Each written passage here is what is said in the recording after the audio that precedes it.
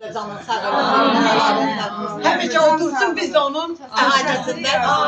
Çok sağ olun, teşekkür Mən onu ederim. mütləq deməliydim. Ben olmasın. Çok sağ olun, teşekkürler.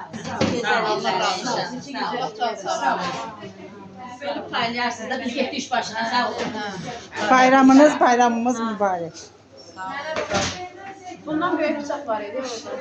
Bəlkə o məndə qoydum orada deyə getməm. Bundan iyi deyil orada.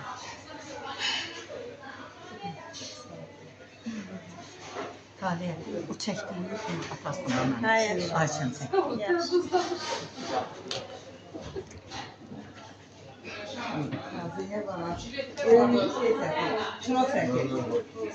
Tarih yaradıram, tarih yaradıram.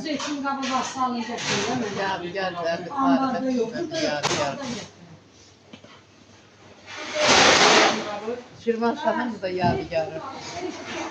İçinə baxmaq istəyirəm. Sağ ol.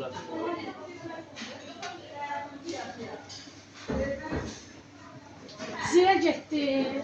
Ha. Yeter ha.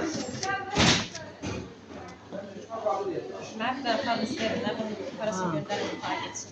Oradan getir. Para göndereceğim. Yukarıda kapalı.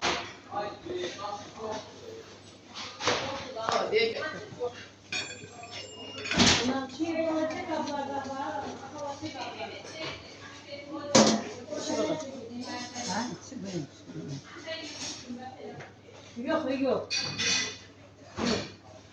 Bunu yuxarıda. Ha, yukarıda.